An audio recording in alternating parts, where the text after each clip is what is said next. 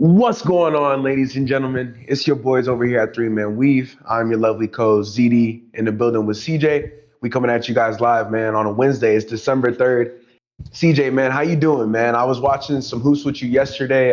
For the viewers, they don't know. Obviously, we didn't go on stream or anything. It was kind of a late game. We know it was a school night, but Warriors and Thunder, man, it was definitely a banger. Banger. We saw the Suns and the Lakers game a couple games ago as well, and Lakers ended up getting smacked. But how you feeling, bro? How you doing today? Doing good, bro. Like you said, you were able to watch that game last night with me. It started out. I mean, we'll talk about it in a little bit, but just being able to watch those type of games seems like anytime we watch a live game together, it ends up being a banger. We saw when we went on live on assists, and we saw two players drop back to back 50-point games in the first week, and then obviously you pulled up on me yesterday, like you said, and we were able to chop it up, sit down, and watch the game, and it was good, bro. The Warriors played their ass off, and it was a late game. Tip off was at 10, and I had to work early in the morning, so I'm a little tired right now, but it was good. It was good. Definitely woke me up towards the fourth quarter, and just being able to see us, close out that dub was great. But how are you doing tonight, bro? I'm doing well, man. I ended up we lost the 7 game winning streak. The Suns came in our house and smacked our butts. Other than that, though, I'm doing all right, man. Christmas spirit. It's December. We did a pod on Monday. It hasn't came out yet, but people will see. We went through all 30 teams, so I was excited about that. Yeah, that was a good one. NBA group cup or like the group stages for the NBA Cup ended up wrapping up as well this past week, and then Giannis, CP3, a lot of stuff A lot of stuff going in on. that department. But Mm-hmm. yeah, I'll just get it on, man. I think we played the Suns on December 1st. We're now 15-2. We got smacked by the Suns, 108, 125. They ended up snapping our 7 game winning streak, like I said earlier. Dylan Brooks, bro. I mean, this dude, like, whatever you want to say about this cat, bro, you can go ahead and say it, man. But if he's on your squad, he is going to provide a lot of value. I saw a lot of great mid-range one dribble pull-ups. They were down 11-19 in the first quarter when I was watching it back. I saw the first half, but not the second half. But I didn't really notice it in the moment. But his ability to be able to score in the mid range, he's just improved his mid range game so much. I don't know if it's because he's on, the Canadian national team with Shea and those boys, they do the mid range money. Like that's really where they work out at. But watching Dylan Brooks in this one, I think he had 33 points.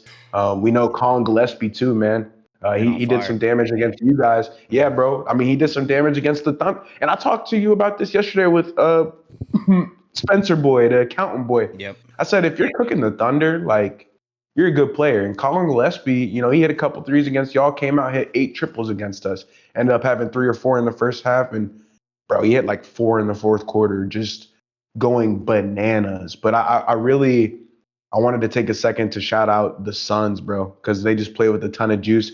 Devin Booker, he had 11 points, but he ended up going out in the first quarter. Kind of, I'm all over the place. But going back to the first, he immediately went out with a groin injury, and the injuries is like another thing I want to talk about. They've just been at an all time high recently. Mm-hmm. Guys going out left and right. Seeing them go down, bro, it didn't.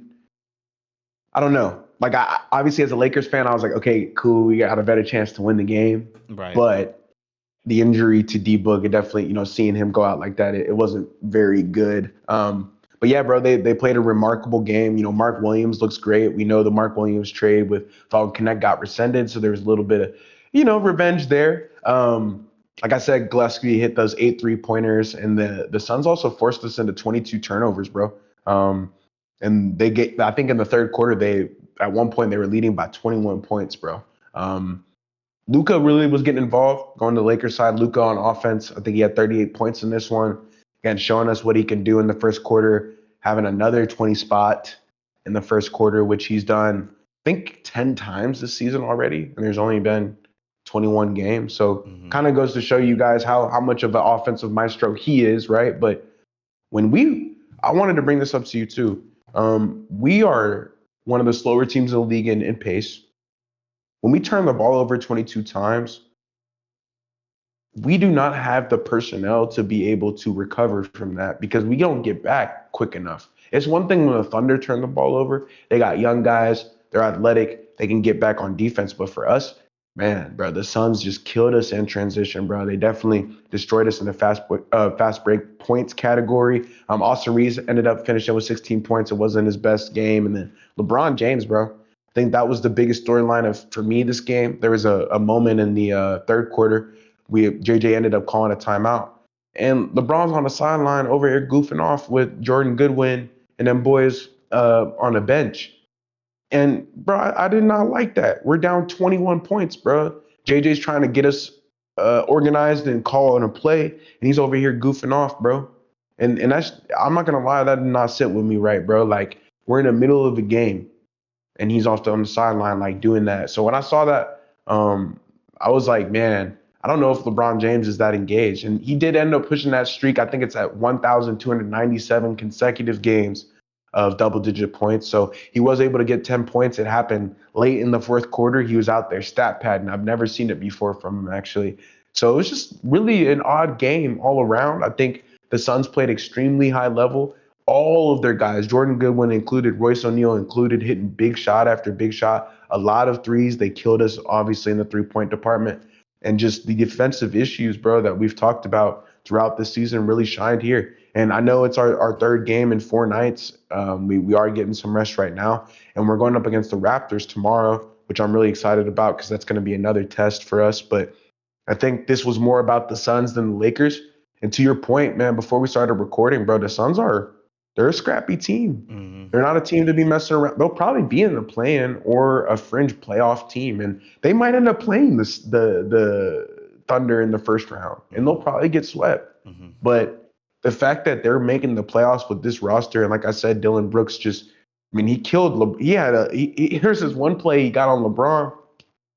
He got a steal, and he went to the cup, and this is where LeBron starting to kind of decline. This happened in the second quarter. Got a steal, he went to the cup, or first quarter, my bad, finish over Braun, and Braun's trying to do his patented chase down block, and like Brooks kind of just like flicks it up high, and like bro like slap the glass, don't touch the ball, but it dropped in, and I'm like, man, like Dylan Brooks is here, bro. So Hmm. just the roster that they've built, props to them. We know Jalen Green wasn't in this matchup, but a lot of juice, and I'm just disappointed in our defensive effort. I think the turnovers is another thing that really bothers me. A lot of live ball turnovers, but overall, Luka Doncic, obviously with the 38 points, if you look at the box score, it's, whatever. But he scored 20 of those in the first quarter, or Hmm. 21 of them.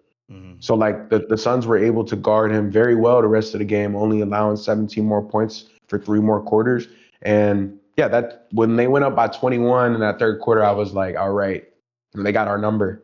I just we didn't have it tonight or on the first, and we went through it. It hasn't dropped yet, but the podcast we did on Monday, we had like 3 or 4 games to analyze. But this one, man, I think defensive issues, turnovers, and then LeBron. What's his role going to be? Is he taken away from Austin Reeves? I think we saw what he did in the Clippers game, scoring the 25, 6 and 6. I don't know if we're going to get that LeBron every single night, though. And that's the type of LeBron we need if we're going to be a great team moving forward.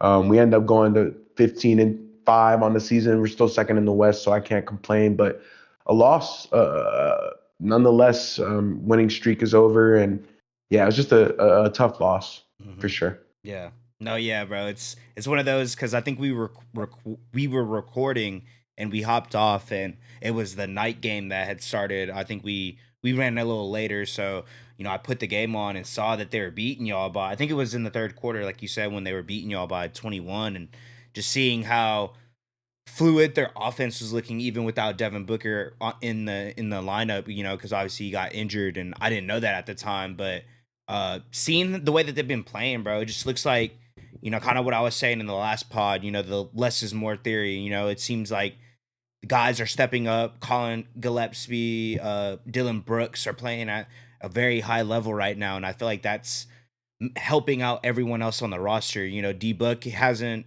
he's been having a good season, but he isn't doing what we expected him to do, I guess, dropping like 30, getting like 10 assists, right?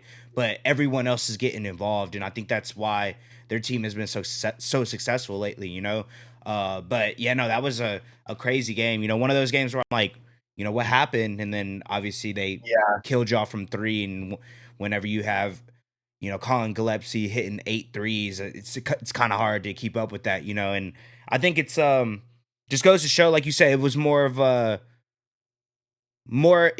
interesting for me to see what the Suns were and not how y'all Able played, to I do, guess, yeah, because it's not like y'all played bad. It's just once you get such a high lead, they're making their shots. Y'all aren't really able to. You said Luca was kind of get able to get held in check in a sense, right?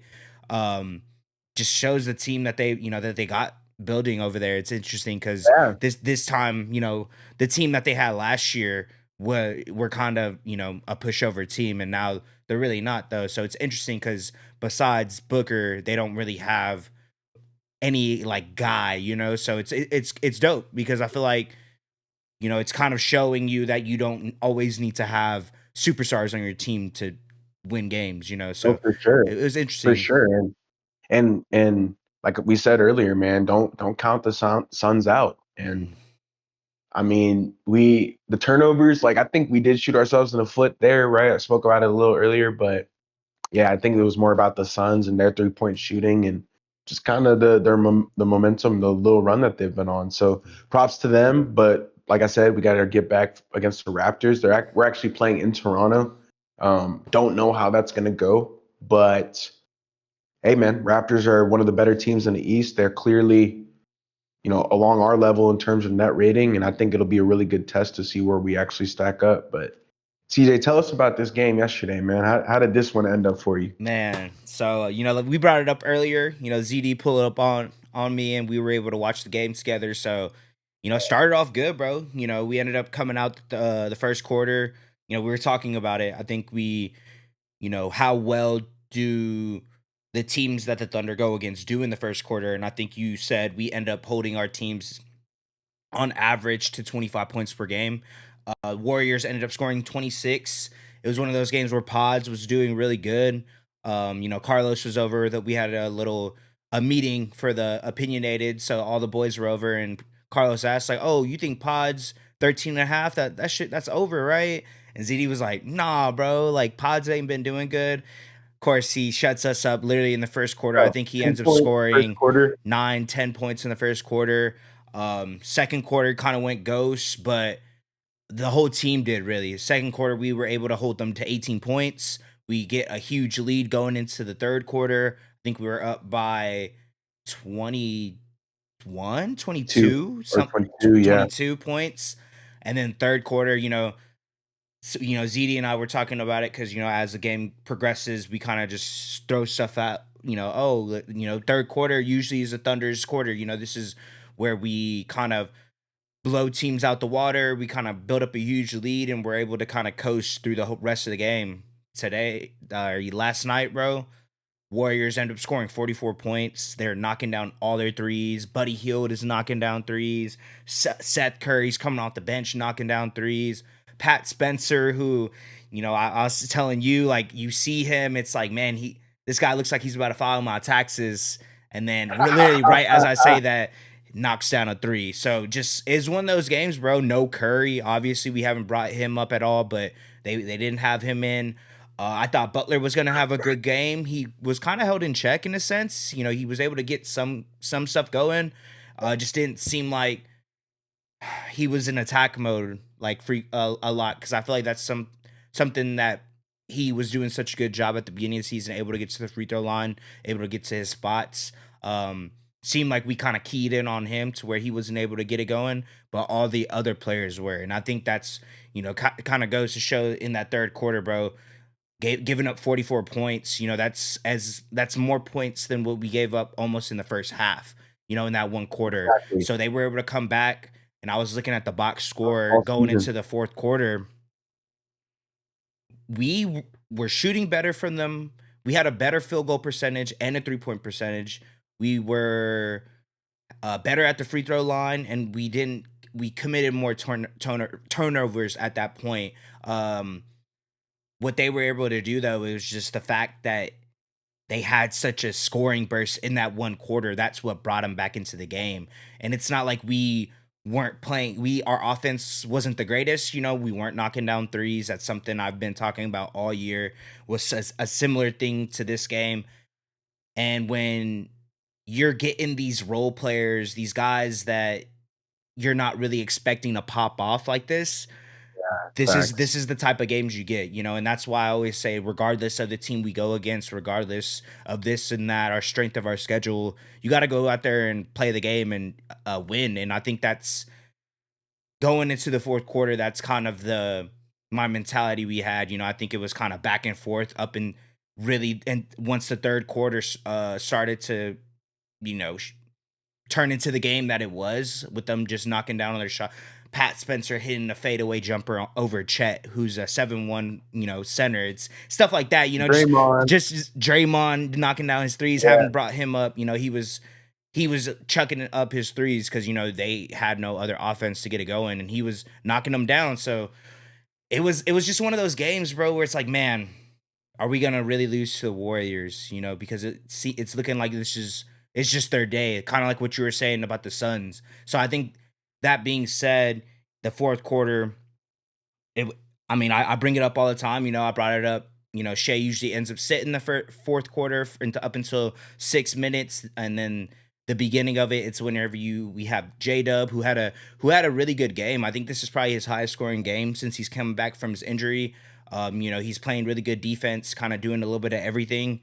But iHeart has been out, like I said, and I think that was a huge factor because you're getting for some reason we're getting out rebounded by a team that doesn't even have a true center. So that was very frustrating. They're able to get a decent. We were getting out rebounded pretty much the whole game, Yeah. and something that's super surprising because that's, like I just brought it up. They don't have a true center. They have Quentin Post, and they're playing like Draymond at center. So it's like, that for me, that was just more of like a hustle thing. You Yeah. gotta just try to get to the ball, and it just seemed like they were, when Golden State's home, they're in that Chase Center, bro. It gets pretty popping in there. So I think it was the momentum. Seth Curry's first game, and he's knocking down, step back 3-pointers, fadeaways, and this and that. I'm like, man, like, it's just one of those games, and then it started getting a little nitty gritty in that fourth quarter. Shea started knocking down threes. I think he was 5 for 6 this game, and I think that was a huge reason why he was able to, dominate in the fourth quarter. It just seemed like everything for him was on. I think he hit back-to-back 3-pointers in the fourth quarter to kind of, push our lead up to like 4 or 5, whatever it was, and then it just ended up getting to nitty gritty possessions. We were able to get, timely stops, and, Chet Holmgren able to do what he's been doing all year.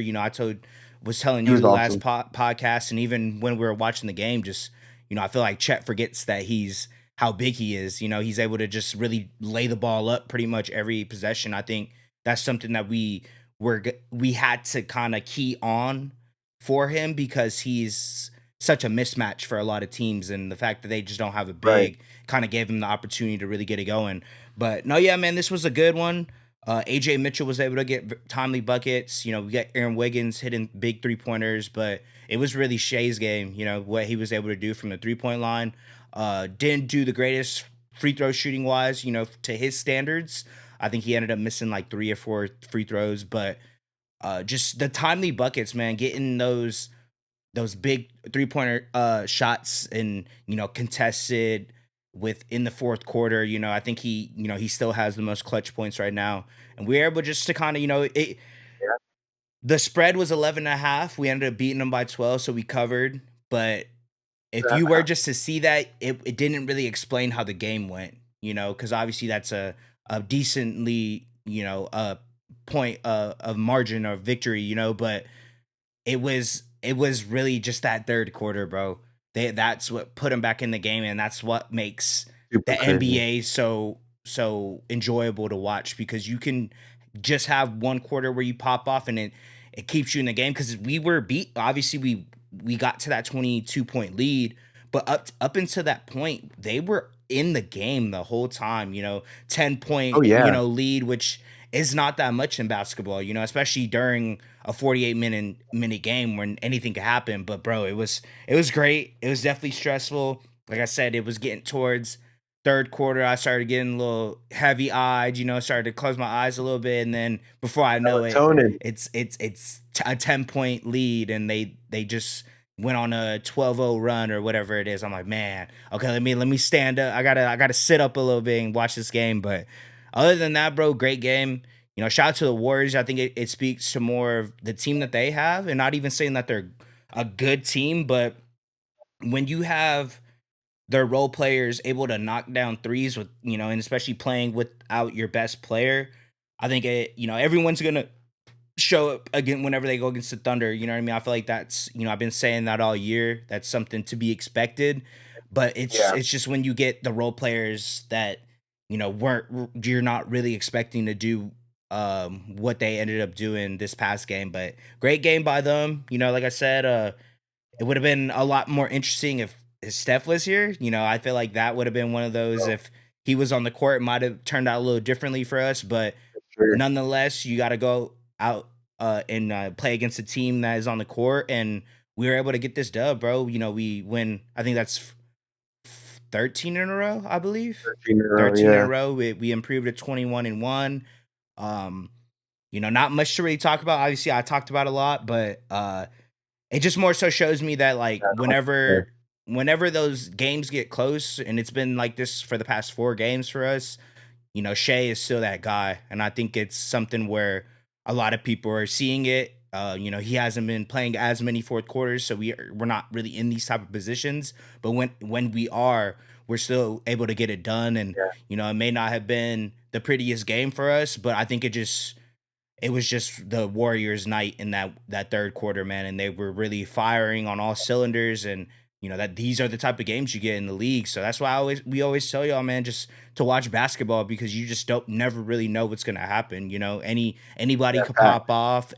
Colin Gillespie hitting 8 threes in a game. That's stuff that you don't really expect things like that to Not at all. happen, and it ends up happening on a random Tuesday, random Monday night. So always watch hoops, Pretty bro. But consistently. um, yeah, it was a great game. Don't get Yeah. me wrong, but it's more stressful than J-Dub what I too. liked it to be. But the fact that we've still able to do this without no iHeart, no Caruso, obviously, uh, everyone's been in and out the lineup, so it's just waiting to see what this team will look like fully healthy. And even when that happens, I know it's still gonna be, got to work out a lot of kinks because we haven't played with our all our guys yet. But the fact that we're able to get it done on a night in night basis, I think it just goes to show the type of team that we are, and how Yeah, battle tested we are through the season I already, love that. without it really being, getting close to a little more over a quarter of a way of the season. So very impressed with the performance. Didn't go how I would like it to, but that's just basketball, man. You just never know what's gonna happen. We do have some storylines, man. We're at the last part of the pod, but CJ, I did want to talk to you about this, man. You see CP3 and the news with that. I did. All right, so I'll go through it real quick for the people.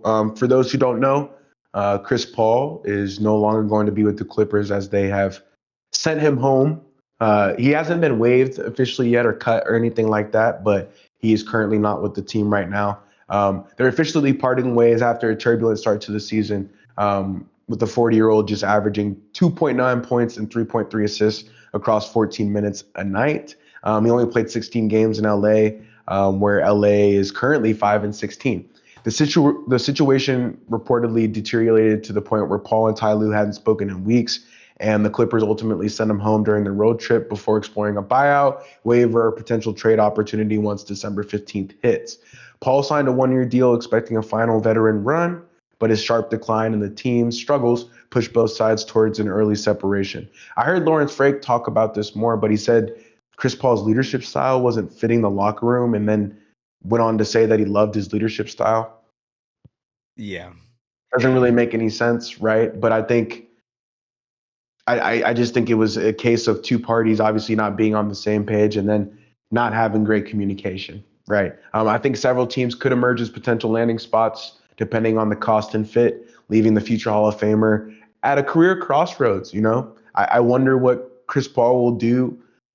He has some decisions to think about where he wants to go. We heard the Lakers, we heard a couple other squads, the Spurs potentially going back to them. I don't know. I think if I'm Chris Paul, I just retire and I ride out into the sunset, kind of laugh this one off and just be like, all right, well, I guess I'm too shitty for y'all, 5-16. You know what I'm saying? Or of course he can try to go to a contender. But I think this is more about the Clippers than Chris Paul. Chris Paul's an NBA legend who's played the game at a high level for 2 decades of my entire life. He's not the issue here. I think it speaks to where the Clippers are, man, Mhm. and their record and the turbulence that's going on behind the scenes. We haven't talked about it in a long time, right? The lawsuit with what is that company called? Help me out. Is it Ascension or something? Yeah, something like that, Ascension or something like that. Yeah. But that little the fiasco has got swept under the rug, and the Clippers have not done a good job of backing it up with wins and just keeping quiet. Whatever they've been losing, they're pissing their veterans off. Guys are talking. I don't know, man. You could definitely give a run for money as the most disappointing team in the NBA. I think every NBA analyst would have told you that the Clippers would be a top 8 seed in the West this year, but currently it's looking like they're not going to be top 12. Mhm. They're not going to make a playing spot, and their pick is going to go to the Thunder. And I think Lawrence Frank has a big task on his hands, not just this year, but a couple years to come. I think I have some options for how he could switch it around and make some improvements. It starts with trading Kawhi Leonard and James Harden. I think you look to part ways with those guys. They're not the problem, but they could be a solution, and that's more so how I look at it. Like you have to be willing to say, well, yeah, Kawhi Leonard and James Harden do average 25 points. So you guys are 5-16. You need to be looking for solutions. Mhm. Clearly, they're not the problem, but if they can give you assets and first round picks and anything in return, I think that's what you lean towards doing. And I hope James Lawrence Frank sees that. And I know the Clippers organization has been dying. They've been dying to see their team be successful. They haven't made a finals yet. They've been to the conference finals one time and they choked. I don't know, man. I kind of shoulder shrug. I'm a Lakers fan, so I don't really care. But it does make me sad to see Chris Paul being treated like this, and then just the entire Clippers franchise is kind of in disarray. Mhm. So that's my thought process on it. Yeah, yeah, I'm right there with you, bro. It sucks seeing a legend of CP3's caliber being treated the way he has, but it's just more so goes to show you're not able to even contribute to a losing team to do well. So it's like you said, if he does have another stint at another team, it's going to be on a contender, and he's probably not going to get any minutes. So, Minutes. do Yeah, yeah. you want to potentially go on a contender and potentially get to the championship as a bench player, or is it just one of those where, like you said, you just laugh it off, shrug it off, and ride off into the sunset and be remembered for what you were able to accomplish in your career, So it's a weird time for them, but like you said, it tells me more about the Clippers franchise than it does, I guess, about CP3. Because I think if you were to think CP3 was going to be a contributing factor to your team and think that he was going to lead you to the promised land, I think that is your wrong intentions, and you shouldn't have even had that mentality coming into this season. But I think it just very dysfunctional over there in the Clippers locker room right now. You don't, like you said, you're the whole the lawsuit that's about that we're gonna figure out news probably throughout this whole season. You're not really taking care of your veterans. Kawhi's still not Oh, really play. It's just a lot of stuff. aspiration, So aspiration. aspiration. That's what it. I was like, Dude, I was like Ascension. I don't want we right. sound like that's a medical center, That fool. We is sound it. we That is a medical center. That's why it was aspiration. There you go.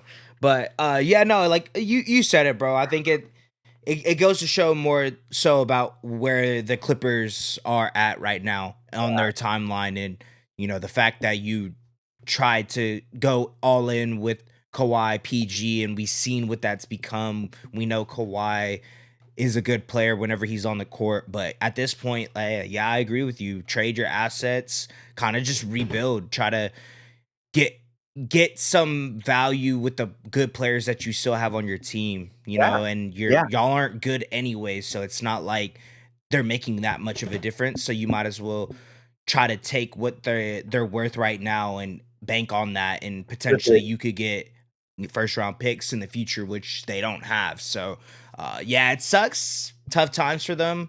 Uh, but I think, going back to CP3, like how we were just saying, I think he should just retire, bro. I mean, you were gonna do it anyways.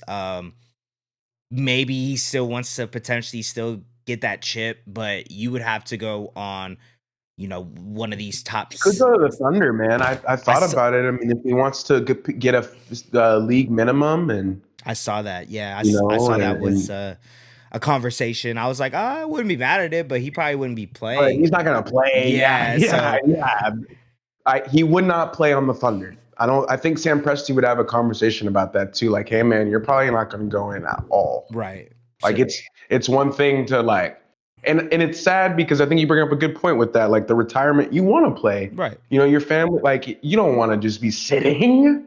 You have your family coming. You get them tickets, whatever. Like they want to see you get in for a couple minutes here and there. And I don't even think. I think Presti would be honest with them and be like, yeah, bro, you probably won't Probably, yeah. won't really check in unless it's the like service, like where we give you the 30 seconds. And Right. yeah, so Exactly. I thought about that for him. I thought about the Lakers too, where he could kind of just chill out and he would play for us, Yeah. which kind of speaks to our roster, right? I know we did the analysis earlier, but the Thunder and the Lakers are in two different spots, and I think we could use somebody like Chris Paul. He'd be able to throw lobs at least. Mm-hmm. He doesn't need to score, honestly. He could just pass for us, and that would be fine. But that is an option for him. But yeah, you do a good job of explaining, like, is it worth going to a contender and sitting, or is it just riding off into the sunset and figuring it out? And I agree with you, man.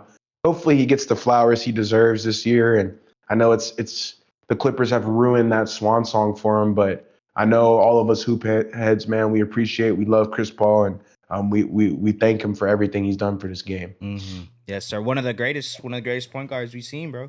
Honestly, No doubt, bro. just wasn't able to win the chip. I feel like that's a lot of Hey, players. Up to this point, not everyone could do it. So yeah, and I think what he's done for the Clippers franchise is more than a lot of cats have done. So is he? um, Do you think he's the greatest Clipper of all time? that's another thing that did bother me is like you don't treat somebody who's contribute. I'd get if he was coming to a new team. Like we don't know Chris Paul, okay, whatever. Bro, it's the damn Clippers. Like have some respect, Mm-hmm. Because he is that good of a player. He's probably one of their best players they've ever had, if not the best. Mm-hmm. And I mean, who's been better, bro? I mean, even James Harden, like, yes, he's been good while he's here, but no longevity, not too much in the playoffs. Besides last year, which honestly he hooped out. Yeah. Like he was balling out last year Mm-hmm. in the playoffs. But that's besides the point. But yeah, I think CP3 just ultimate disrespect here, and it just speaks to where the Clippers are as an organization. We talked about the aspiration, the disarray in the locker room, the 5-16 record, like all of that's going to add up. And CJ asked me a great question before we ended off on this, but can they catch up? It needs to happen now. I think these next 20 games are the most important games for the Clippers this year, and if they aren't able to figure it out, I don't think so, man. Mm-hmm. Hey, that sounds good for me, bro. I'm not gonna lie to you. Yeah, I know. I know it sounds good for you, man. Enjoy it. Enjoy it. You deserve it, bro. Sam Presti made a good decision, Mm-hmm. showing you how to get around the first and second apron by being smart and thinking about the 2035 picks in 2030 when nobody thinks about them. Mm-hmm. Yes, sir. Yes, sir. Can save you a lot of money. Absolutely. Yes, sir. Sorry, I You want to sneezed. go into that? No, Yeah, you good? You good?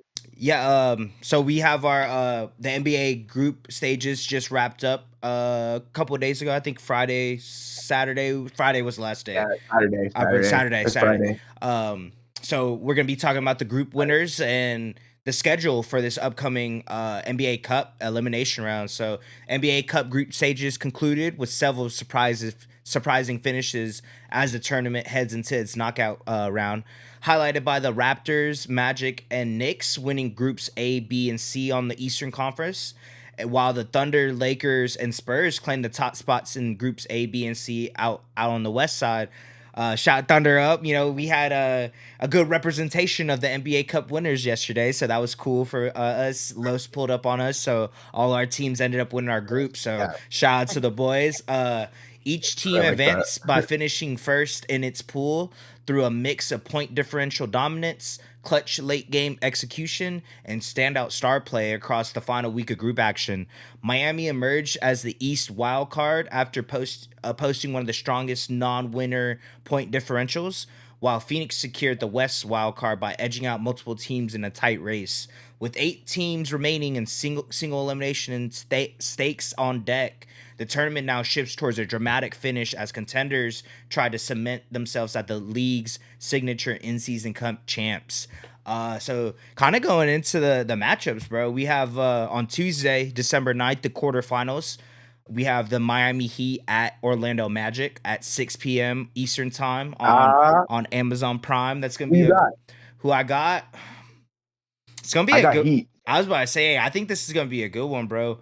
I think the way that the Heat play, super fast paced in the league, going against Orlando, who's kind of figuring stuff out. You know, kind of getting back to their not as dominant defensively, but just getting slowly, upping their defense rating. I think it's gonna be a good matchup. I think this might be a not a trap game in a sense, right? Because obviously they won. Miami was, I guess, the wild card, so Yeah, essentially, but it's a good matchup for the tournament. I think with the pace that the Heat play at, it's going to cause a lot of problems from the Magic, and if they're not able to keep up with that, you don't get a performance from Jalen Suggs or Tristan Silva or one of those type of players, Anthony Black. One of those players on the Magic. It's going to be tough for them to get this one. I'm kind of leaning Magic though. I think it's going to be a close game, but I think they'll scrape out this dub, bro. Being home, up to this point, they've been really dominating there these past 5 games, and they have this game as well tonight that they're playing there. But I think it's gonna be a good one. That's gonna be an exciting matchup. The next matchup on the Eastern Conference, we got the New York Knicks at Toronto Raptors at 8:30 p.m. Eastern time as well on Prime 2. Uh, this is one of those games. This is a really good matchup, bro. Toronto's been going I'm crazy. going Knicks. You going Knicks? You think they're gonna Think figure it? about an OG revenge game, bro. RJ Barrett. I think it's gonna be I just think they're gonna Mike Brown's gonna bring the best stuff for that one. I think it matters, bro, because there's 500K at the end of this race, plus a cup that looks pretty. Mm-hmm. Give me the Knicks. Give you Knicks. Okay, okay. Yeah, I think I'm gonna go with the young guys that are balling out lately, bro. I think I'm gonna go to Toronto. Exactly. I think they've been Good. hooping. They've been playing really good defensively. Scotty Barnes is, he just won Defense Player of the Month this month, sorry. And seeing just how that offense is clicking right now, I think it's, obviously the Knicks are one of the better offenses, net ratings in the last 5 games, like we said earlier in the pod. But they're also going against one of the hottest teams right now in the Cup playoffs. If I'm not mistaken, I think this is the furthest they make it since the Cup has been a Yeah. thing. So I think this is a good opportunity for them to show if they're truly a contender this season. Going against probably the Eastern Conference favorite, or one of the Eastern Conference favorites up to this point in the year. I think it's gonna be a good test for them. But I'm gonna go with the young guys out in Toronto, bro. And then on Wednesday, December 10th, the quarterfinals as well. We have the Phoenix Suns at Oklahoma City Thunder at 7:30 p.m. Eastern time on Amazon Prime. Rematch of our group ceiling or group winning game that we ended up having against them. We had a tough game against the Suns for our final game in our group play. I think this is gonna be a good game, bro. Suns have been playing great up to this point. I think they said D Book is gonna be evaluated in a week yesterday, so this might be cutting close. So don't know if he's gonna be playing up at this game. I'd assume if he's good enough to go, he will. But if he's not, we've kind of seen how they've been able to play without him when against y'all the other night. But I think Oklahoma City at Paycom Center, I think we'll be able to take care of business, bro. I'm not gonna lie, especially after the last game we had against them, a little tightly contested, had to get to those clutch points, clutch moments of the Yeah, game. yeah, I, yeah. I think this one is gonna turn out a little differently. I think we'll show how dominant of a team we are against the Suns this game. What about you? Um, I'm going with Lakes. I mean, we got to be, bro. I mean, we at this level, we got to get our get back, and we have to be. I don't know what it, if I don't know if more focus is like the right word. I just think we have to have a killer instinct. I don't see it, bro, from LeBron, and I don't see it from Austin Reeves. I really just see it from Luca. Like you said, with or without Devin Booker, they can obviously beat us. So I think this is an opportunity for JJ to speak to the guys. And yeah, I'm going with my team. I think I was gonna ask you who's gonna win the whole thing. I think the Thunder wins the whole thing, but Mm-hmm. I think this game we get the W. But when we play the Thunder, it'll be a different conversation. Yeah, y'all go against the Spurs. Spurs, Yeah, right? we go against the Suns. So the next game on Wednesday is the Spurs at Lakers at 10 p.m. Eastern.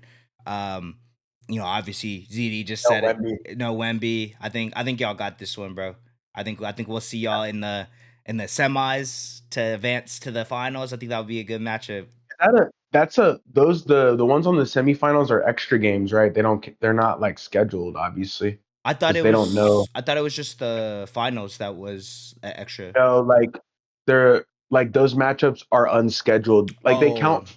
I'm not talking about for the 82 games. No, no, gotcha. no. Like yeah, it's extra, but like the NBA does can't schedule the semifinals of the NBA Cup Right. because they don't Because they know. don't So know like who. that one wasn't. Yeah, they that one was like random if that was the case. So that's just an extra Right. Okay. Thunder Lakers Yeah. game. Yeah. You know what Yeah. I'm I saying? see what you're saying. Yes. That's Yeah. gonna be lit That'll be a good one. We'll probably have to stream that one, if bro. it'll happen. Yeah, bro. If we can just get there, like I'm still maybe I don't know when you know when Castle's supposed to come back.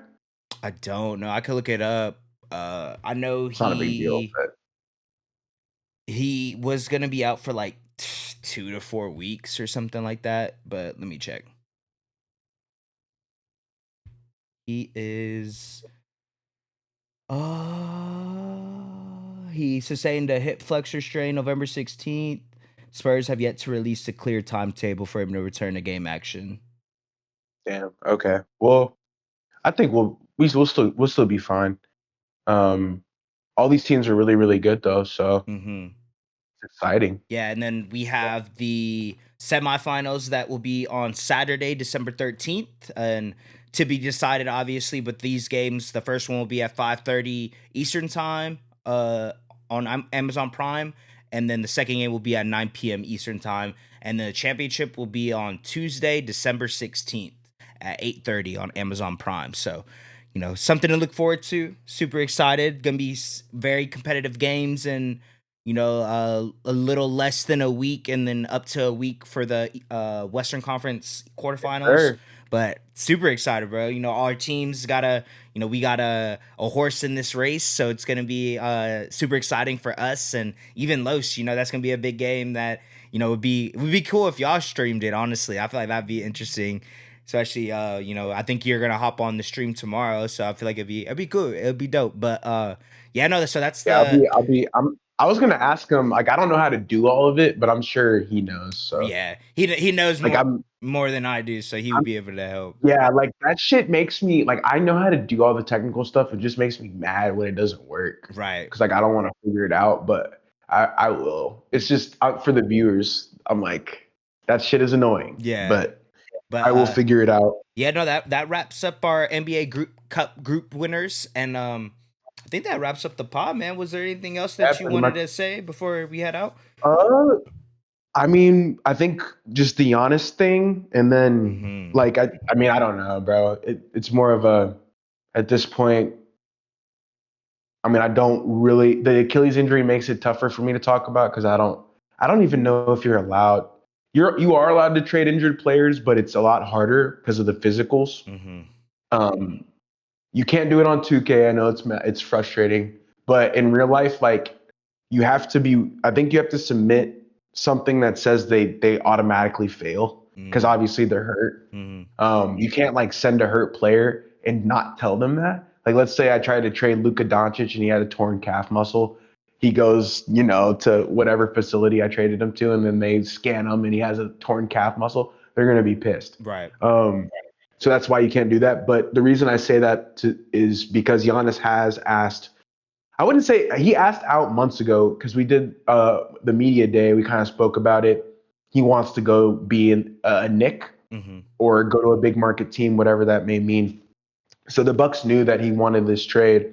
I think he said he gave him a ultimate like a buffer period of 25 games. That's what Sham said.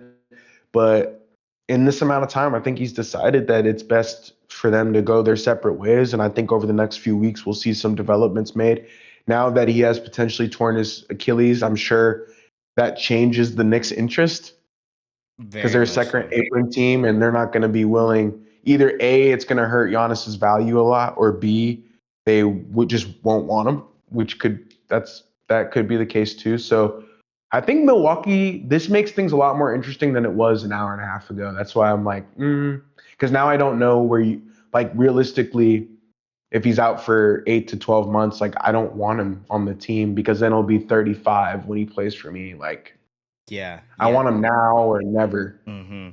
And it puts the Bucks in a spot where it's like, well, we have a disgruntled star that's injured that we can't really get as much value as that he's worth. So it's like, He's what do we worth do? So it's a weird spot, like you said.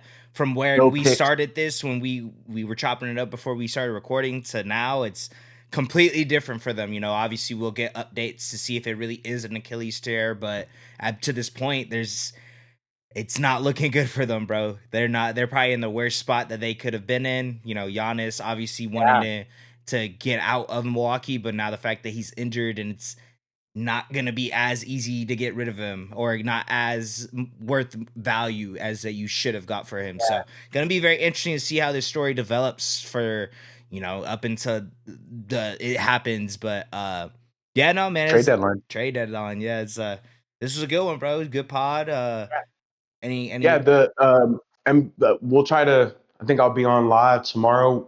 Football though, but we'll try to get it all worked out for the cup. I know those games are important to you guys, and we watch every game, so kind of all of them are the same. I'm a weirdo, man. Like CJ, I'll be watching Pelicans games, Jazz games. If it's Lakers on, I'll watch it. But we know the Cup is more fun for some people, and then obviously keep watching hoops, man.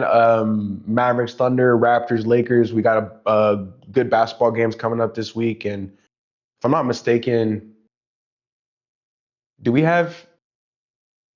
We might. When would that matchup be in the semis? You said it, It would but be Saturday, December are 13th. those ESPN games? Those are prime games. Okay. Okay. Well, that's fine. Yeah, I was gonna say we might have a prime matchup with the Thunder soon, and yeah, I love those, man. Just big games where we can show like who we are, and if we're battle tested, if we're really who we say we are, we're really a playoff team. So yeah, I like this pod, man. It was quick, hour and 5 minutes, and yeah, man. Just watch hoops. Hopefully, Giannis is okay. Hmm. We'll Yeah, see. yeah, tough thing that just happened to them. But yeah, if y'all liked and enjoyed this episode of Three Man Weave, don't forget to leave a like, comment, subscribe, and we'll see y'all next time, man. Peace. Three Peace. man, three man, Three three man, three man, man. three man.